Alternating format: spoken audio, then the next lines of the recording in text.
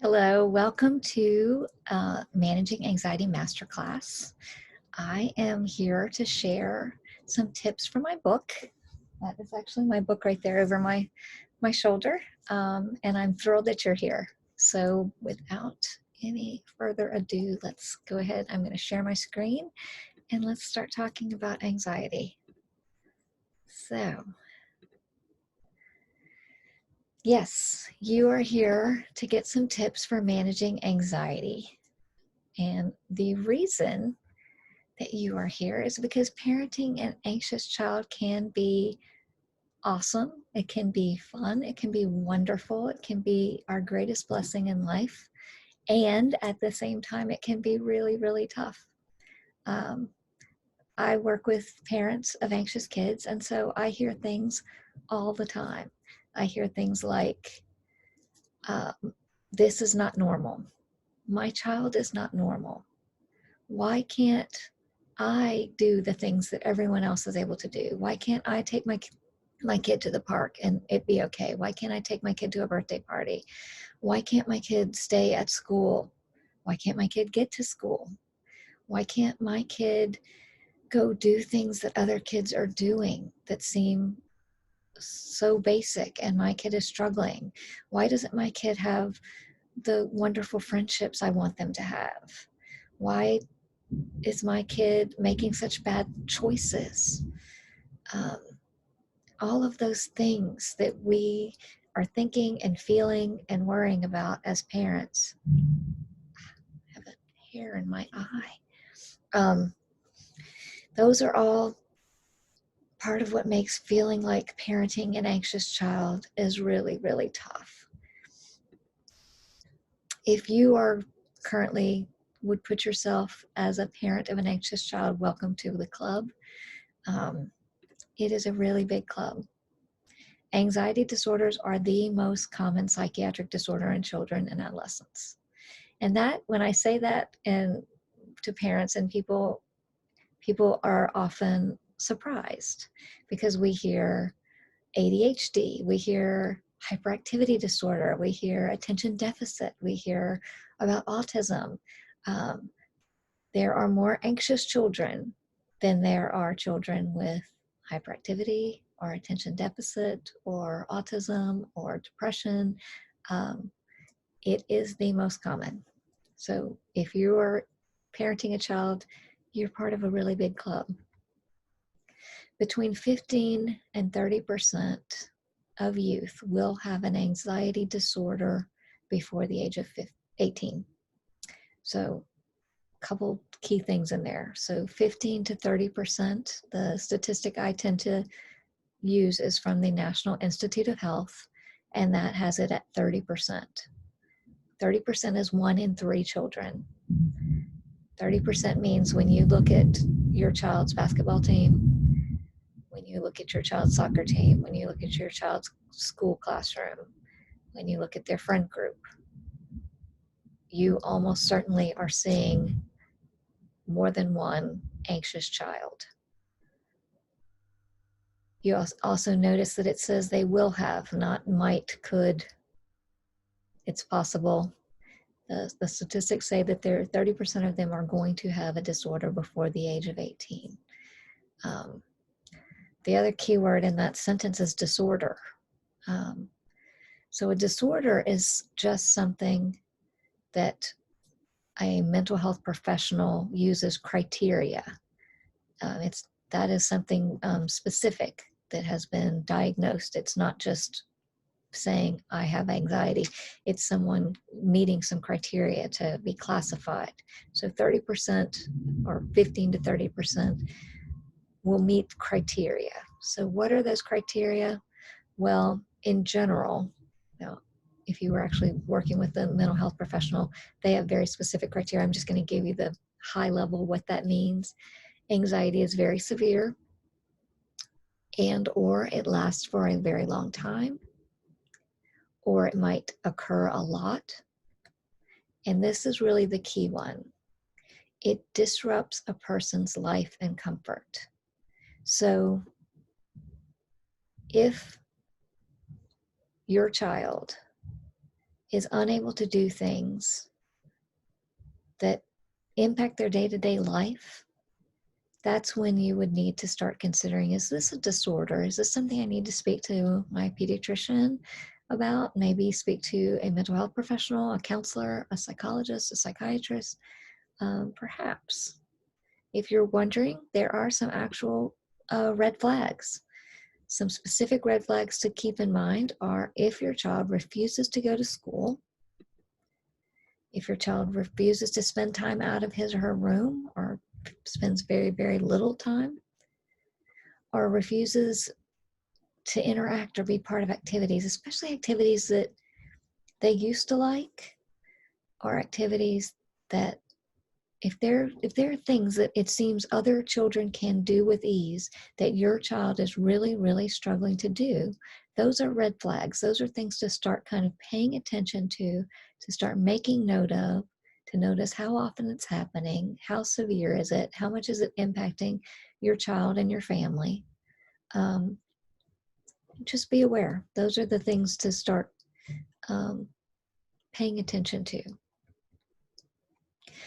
But here's the thing. We were talking about anxiety disorders, real thing, something that is diagnosed by a clinician or a mental health professional. Everyone, however, I just said 15 to 30% of our adolescents will experience an anxiety disorder. Every single human, 100% of people will experience anxiety. Something I feel like I have a couple of like things that are core to my mission in life. And one of my missions in life, it's all around anxiety in kids, just so you know. But a big part of it is to make sure that people hear, and I repeat this over and over and over again, anxiety is a normal part of being human. Yes, the disorder is something that is diagnosed, something that we need help managing. But anxiety in and of itself is something everyone experiences, and it is a normal part of being human. So, before I go any further, I do want to take just a second to tell you why. I just said I have a mission and it's all about anxiety. So why do I talk about anxiety? If you were paying attention that very first screen, you saw that I do have letters behind my name. I do have a doctorate in psychology. I am a certified life coach. That is what I do for a living. I am practice as a coach. I coach parents who have children who struggle with anxiety, little kids, big kids, college age kids, all of it. And the reason I do this work is not because I have a PhD in psychology and because I'm a life coach. I mean, that's the education that helps me do it. But the reason that it is this, that I talk about this, is because I am a mom who has a child who struggled with anxiety. And I have been there. When I say all those things that people think and feel, that some of them are things that I have thought and felt as well. But I do this work because it is personal, because it is part of my own journey, because as you can see that picture, that is my why right there. These my perfect, beautiful kids. And just because one of them has struggled with anxiety doesn't make them any less perfect or beautiful or awesome. It is just one of the many, many things about my wonderful kids that makes them who they are. So the reason you registered and to either tuning in live or you are getting this recording is because you want some tips. And as I just said, this is what I do for a living. I coach parents. In fact, it's summer as I am recording this, and what I am spending almost all my time doing right now in the summer, and almost every summer, is I am spending time with two groups of parents. I've got parents who are worried about their children's next steps, who are their children are older and they're about ready to hit a major milestone of finishing high school and doing something next, either going to college or getting a job.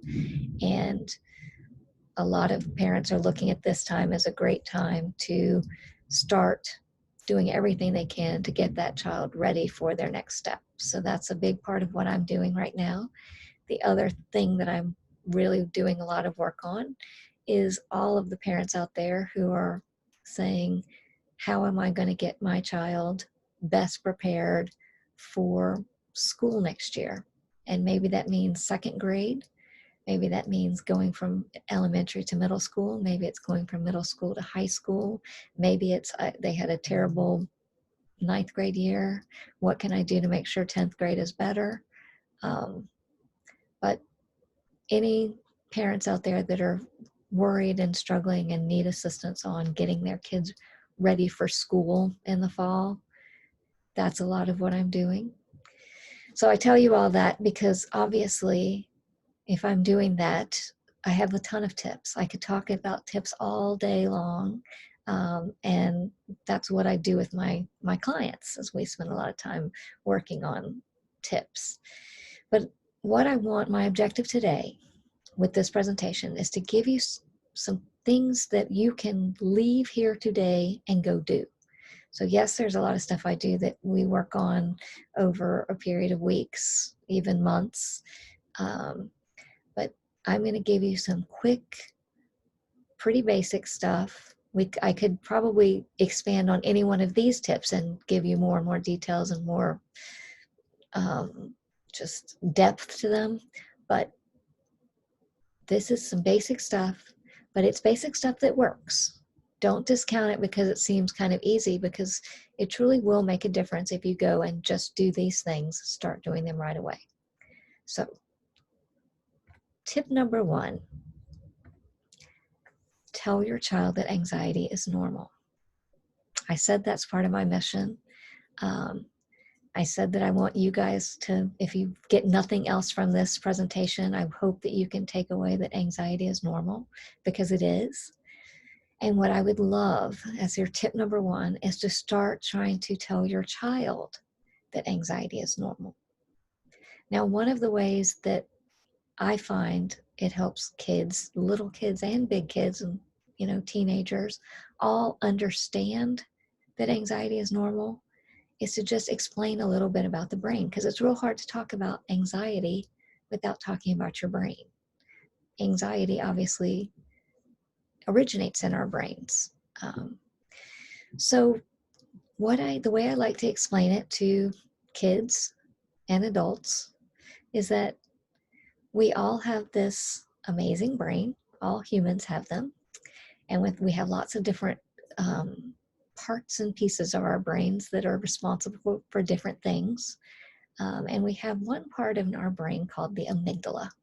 It's kind of deep down in the back of our brain by the brainstem.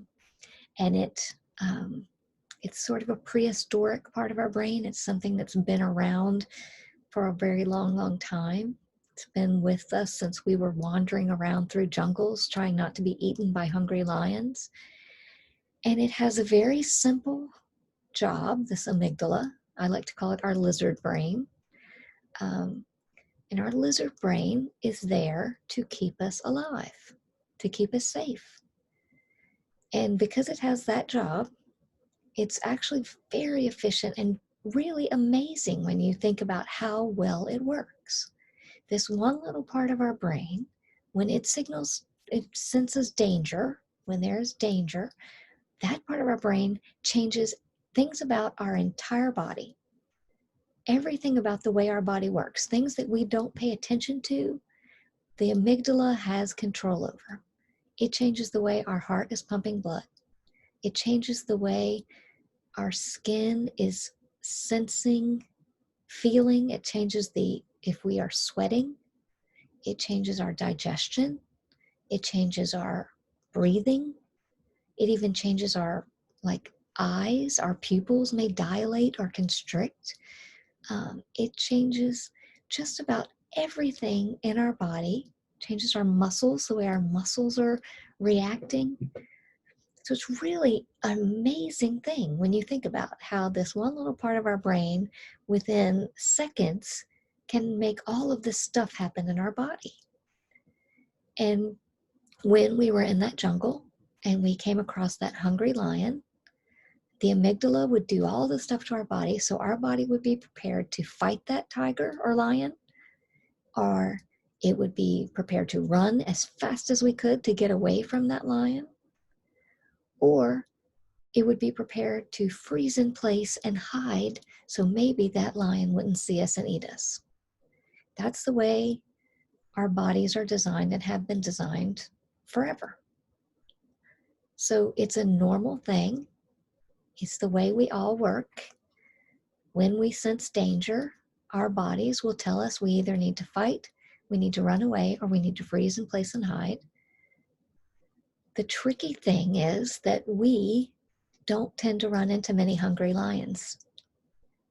And some of us have brains that are a little more, our amygdalas are just a little more sensitive than other people's amygdalas. That's why some of us are more prone to anxiety than others. Some of us sense things and react more easily. It's like having a hair trigger. It takes a lot for our amygdala to kick in, and others, not much at all. If right now, as I was filming this webinar, if suddenly my house was on fire, my amygdala would kick in and it would be a gift. It would be so awesome because that would allow me to really, I'm not going to spend a whole lot of time thinking about options. I'm going to know I've got to run out of this house right now and it's going to get me to safety. That's how our amygdalas work.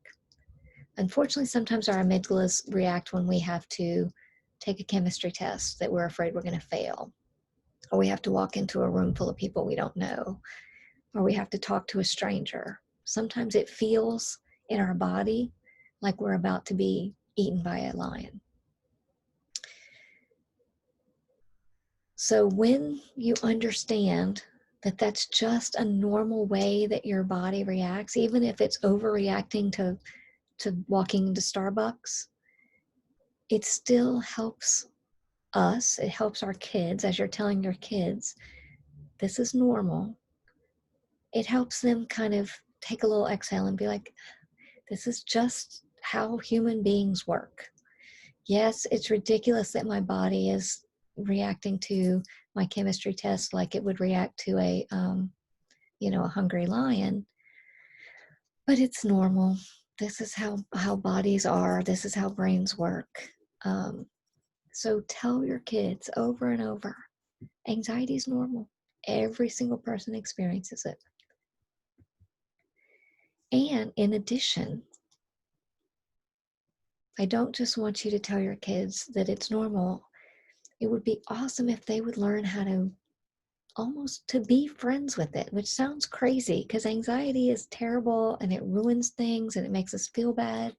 But truly, the secret to managing it and living with it is to learn how to live with it, to learn that it is part of us and it's not going anywhere. And to start seeing that it is kind of an amazing thing, like I just described, that our body can react so efficiently. It's pretty cool. That it is there to keep us out of danger. And there are times, like if the house got on fire, that it would keep me out of danger. And it's also very, very often our anxiety is sort of all wrapped up in the stuff that makes us awesome. As crazy as that sounds, people who struggle with anxiety tend to be people who are sensitive to the feelings of other people who notice the energy in a room, that notice things around them. Often are artists, the people who have real gifts for creating beauty, either with performing arts, visual arts, music, poetry, writing. Those people feel things differently, feel things deeply, and sometimes that makes them more prone to anxiety as well. So it's like this magical, wonderful gift. Psychologists who are good at feeling other people's feelings, police officers who are good at sensing what's going on around them and being very attuned, salespeople who are good at understanding what other people want. A lot of those traits that make people great at their jobs and just amazing people are the exact same thing that make them more sensitive to anxiety and more prone to anxiety. It gives them that hair trigger because they're feeling everything. So the language I like to use with my own child and with other teenagers when I'm speaking to them about anxiety is I like to just remind them that this is how you work. You have this really amazing stuff about you, but that amazing stuff also makes you more likely to feel anxious at times. It's just how you work. When it happens, you can remind yourself, this is normal. Every single person feels this way sometimes, and it's how I work. The thing that makes me awesome also makes me likely to feel this way sometimes. It's just how I work. With little kids, and sometimes with big kids, I like to teach them to give their anxiety a name and talk to it. Oh, Gertrude, you're back. I see you're upset about the chemistry test. Gertrude, you always get worked up about things like this, but we're going to be okay. And have that conversation it's really having a conversation with that amygdala, with that lizard brain that's running around inside of you, what are we going to do? What are we going to do? And you have a calm part of you that can talk back and say, oh, Gertrude, we've been friends for so long. We spend time together all the time.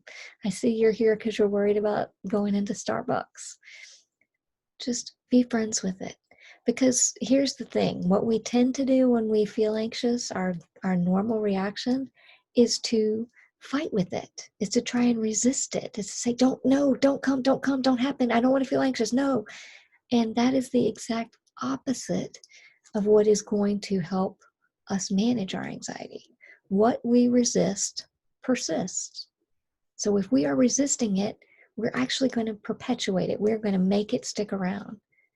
However, when we learn to accept it, to know that it's normal, and even to befriend it, it's just a part of me that shows up, and I'm used to it at this point. That also takes a lot of the sting out of anxiety, and it helps it become more manageable. It's like I said before, it's some of these thoughts are just like taking an exhale. So help them befriend their anxiety. Remind them that it's normal. And use a few very simple brain hacks. I'm going to give you one super simple brain hack. And it is something you've heard before. And you may have tried it with your child. And you may have even found that it doesn't work. And I'm going to tell you it does work, I promise. But there's some little tricks to making it work. So the simplest brain hack when dealing with someone who is struggling with anxiety is to have them breathe. I know you're like, oh, breathe. I've heard this 1,000 times, breathe. It works. The reason you've heard it 1,000 times is because it really works. The thing to remember about breathing with your kids, because sometimes kids are like, it doesn't work, I don't want to do it. It's just like what I said about explaining to them that anxiety is normal. Sometimes giving them some information helps them accept that maybe what you're saying is actually true.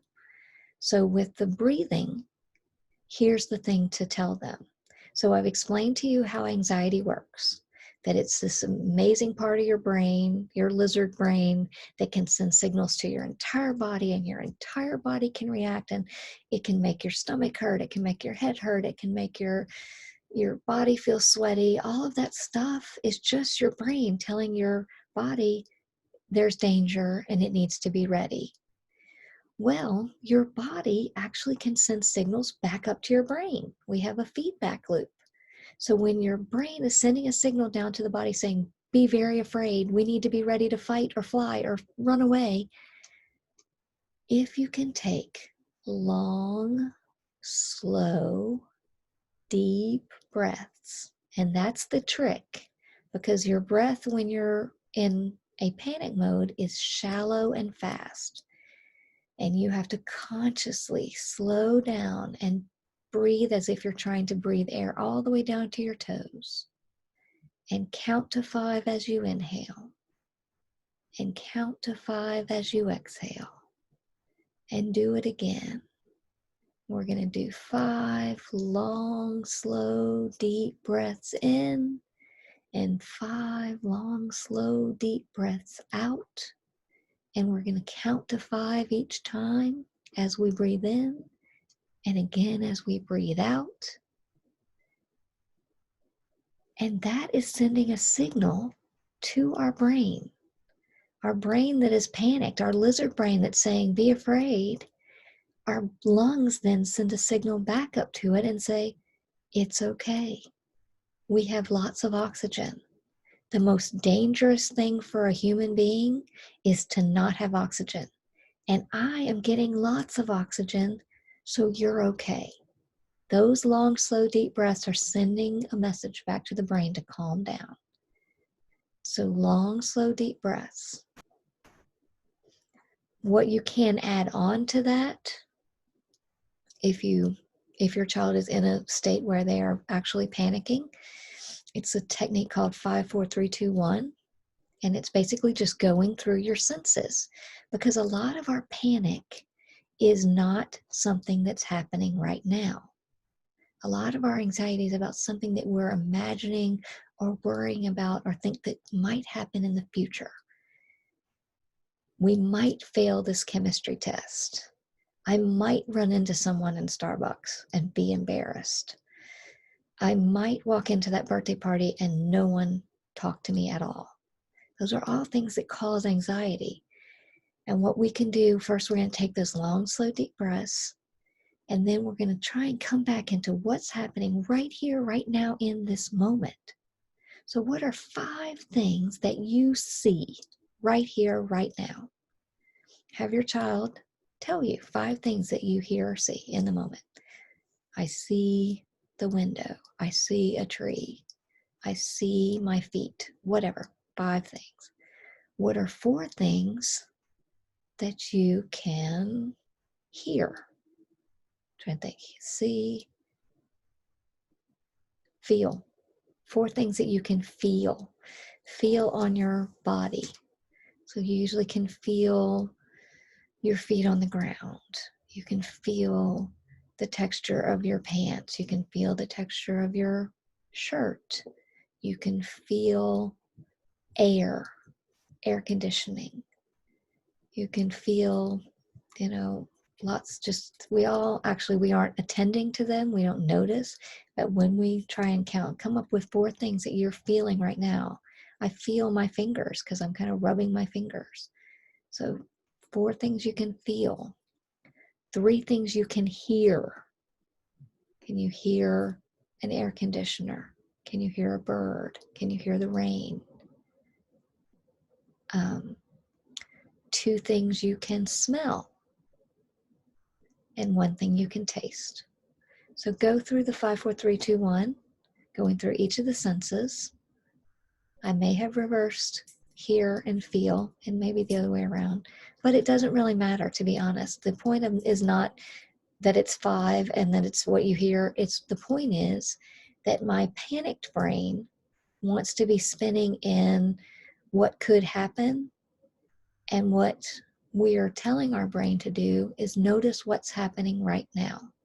Take those long, slow, deep breaths and notice the things that are happening right now.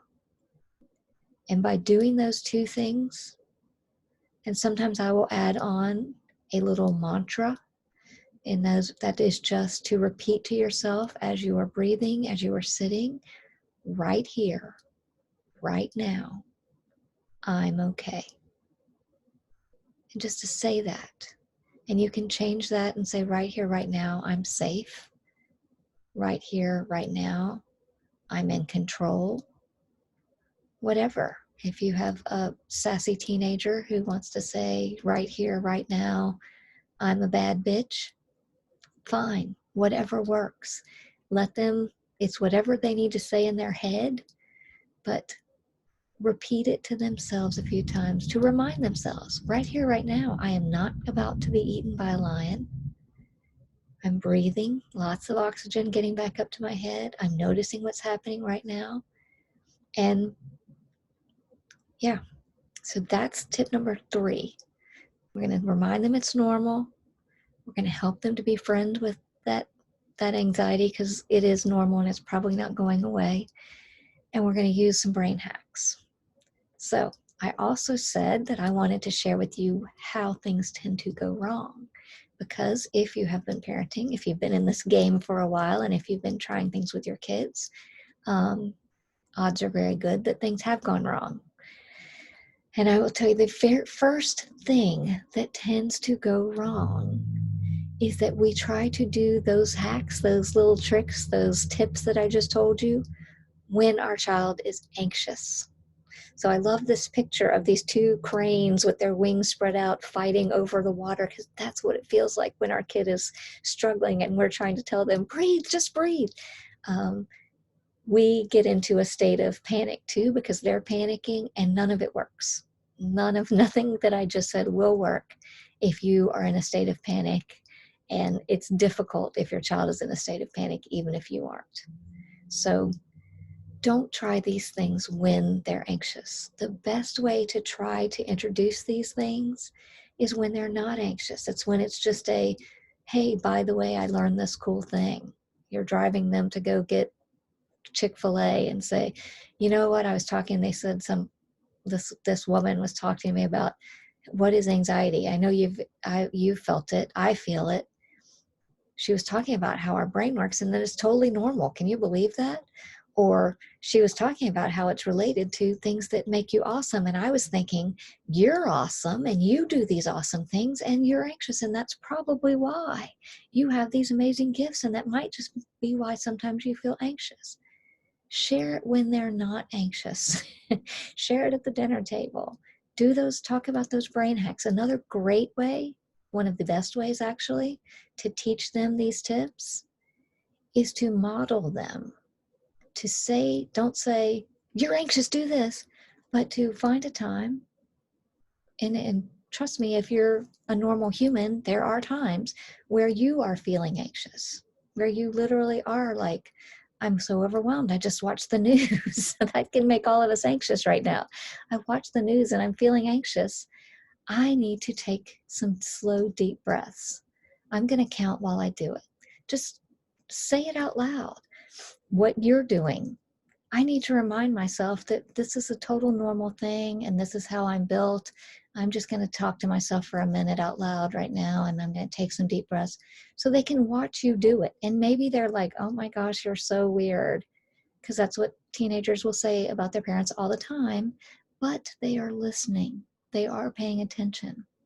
And a lot of times they're paying more attention to what you do than to what you tell them. So if you are saying, hey, go do this, that's helpful. If you are showing them, this is what I do when I feel this way. One, it's showing them they're not alone. You're showing them, I feel it too. I do understand when you say you feel anxious, I feel anxious too. And you're saying, here's something I do. And you can even invite them to do it with you. Our little kids love doing it with us.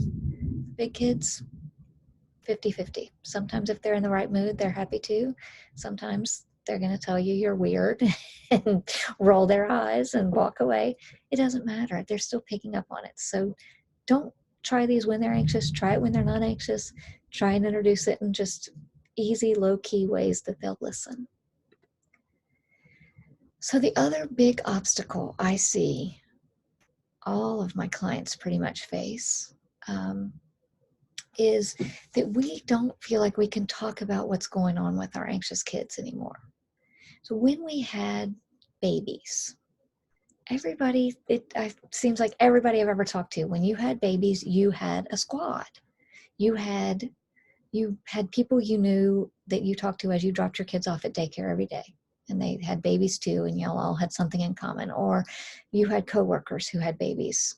or your next door neighbors were all having babies, or your college friends were all having babies, or your, lifelong high school friends were having babies. But everybody tends to have a squad. And that squad is where we go when our baby did something weird. And all of our babies, because we didn't know when we first had babies, everything they did seemed kind of weird. And we'd like say, my baby just like spit out all of its carrots, and other people would say, oh yeah, my baby doesn't like carrots either. And then you'd say, oh, my baby's normal, this is fine. But as they get older, things happen. And especially when they reach the teen years, we really reach this point where we don't talk about what's going on with our kids with other parents. And it's especially hard because we sort of get this idea, and you see the picture on the slide, we have this idea that everyone else has a perfect family that's sitting around baking cookies while we are not able to get our child to go to school. And it's just not true. But it makes it even worse. It makes us feel even worse. It makes us feel like maybe we're doing something wrong as parents. Maybe we failed some way, everybody else. And I'll tell you when this really hit home to me, and why I make a point of saying it in my slides. As I say, anxiety is normal. Lots of people have it. A third of the population out there is struggling with a full-on anxiety disorder. And I am a parent of an anxious child. It is what I talk about, what I write about. I have a book about it. I write articles. I do webinars. I feel like it is like so core to everything I do. And I recently had someone reach out to me because it was a parent struggling who wanted my assistance, wanted to hire me to help them. And as we were talking, this person who has been my Facebook friend for many, many years said, I had no idea. I thought you had the perfect family who were sitting around baking cookies too. So even someone who talks about it all the time can appear to not struggle with it. Social media makes it 1,000 times worse. We look on people's social media and we kind of think that's what their lives are like. And I don't, it's not like my own social media. I don't purposely hide things. It's just, what do you take pictures of? You take pictures of happy times. That's what you put on social media. It's not a conscious thing to try and look perfect. It's just, oh, look how cute we were at a birthday party. Let's post that picture. And that's what all anyone sees, is the perfect things. And then we think, I'm the only one whose child can't make it to swim practice, who is texting me to come pick them up from school, who is having a panic attack and wants to leave the sleepover. So not having other people around us to say, me too, I've been there too, makes us struggle even more. It is one of our biggest obstacles as parents of anxious kids. And it is why I do the work that I do. I am here to say to you, me too. And I'm also here to talk about, the countless other people and the examples and the stories, and to be part of a community who are going through the exact same thing is very, very helpful when your child is struggling.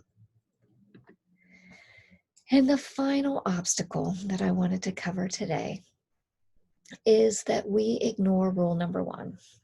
I mean, rule number one when you get on that airplane. So if you've ever been on a flight, you have heard, if we should experience a loss in cabin pressure, oxygen masks will drop from the ceiling.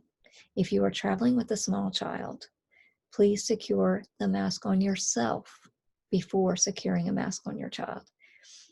The reason that they tell us this is because that goes against every instinct we have as a parent. Our instinct as parents, if you registered for this webinar, if you are sitting through and listening to it, it is because you are a good parent. So take a deep breath and bask in that knowledge. You are here because you are an awesome parent who wants to do everything you can for your child.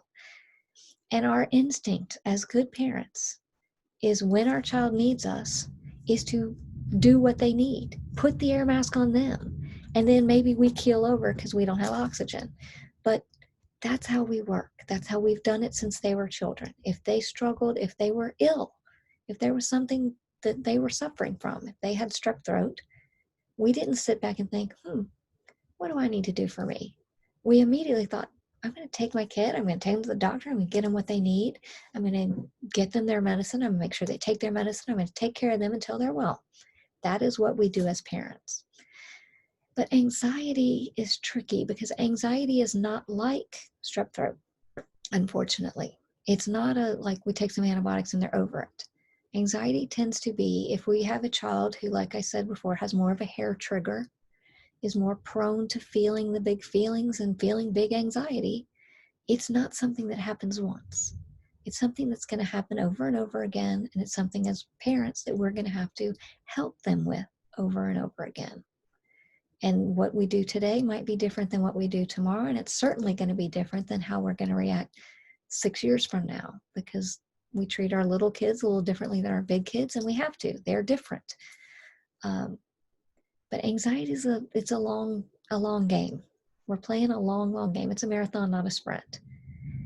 And in order to run that marathon with our children and be the parent that is going to help them learn to manage it, we have to put our own oxygen mask on, or we will keel over without any oxygen. So it is, I would say, it's what I see 100% of my clients doing. It's something I got wrong. So if you're thinking, well, that's what I do, and obviously don't beat yourself up. I know a whole lot about this stuff, and I did it completely wrong for a long time. And what I like to use the analogy that our family, and it doesn't matter if you're a single parent with a single child in your household, or if you have siblings and you have spouse and you have grandparents or whatever your family unit is. A family unit is a car. And if one piece of that car is malfunctioning, the whole car is malfunctioning. When one piece of my family car, when my one child was struggling with anxiety, that car was going off the rails, the whole car. And when I was able to fix what I needed to do, when I started taking care of me, I was better able to then help my child. I was better able to I had 1,000 times better relationship with that child. Had a better relationship with my other child, had a better relationship with my spouse. The entire system works better. And we lose sight of how important we are. We're great parents. We love our kids. We'll do everything we can to help our kids, but we have to always remember that we as parents are super important. We cannot do what we need to do if we aren't taking care of ourselves.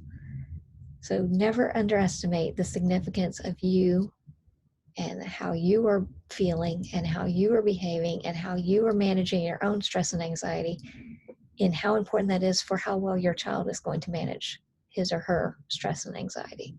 Super important. Don't forget rule number 1. So that is 3 tips that you can take and use right now today.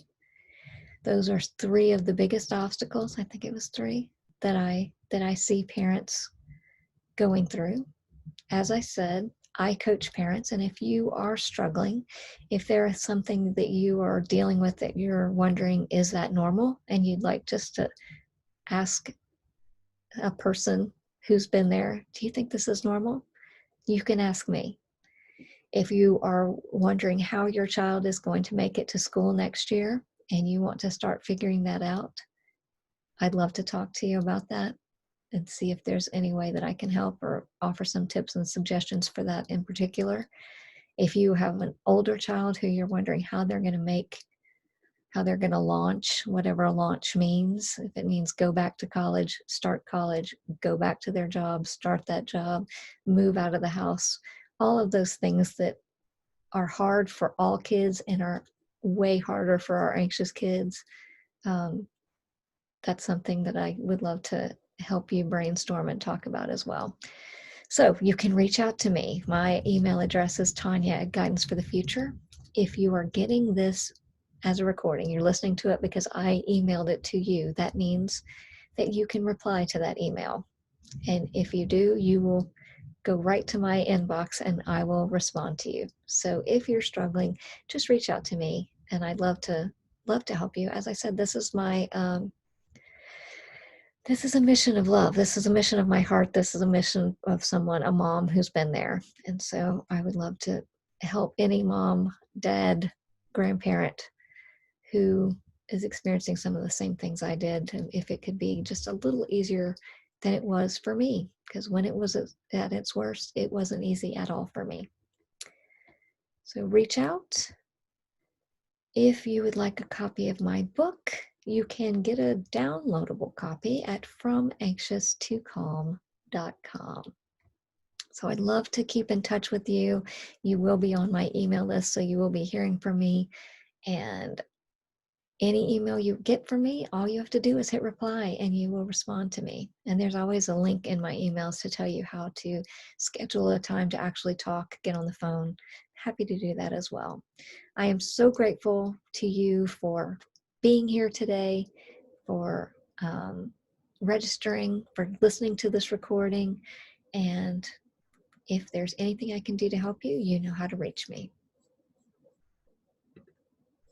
Have a happy week, and I hope to hear from you soon.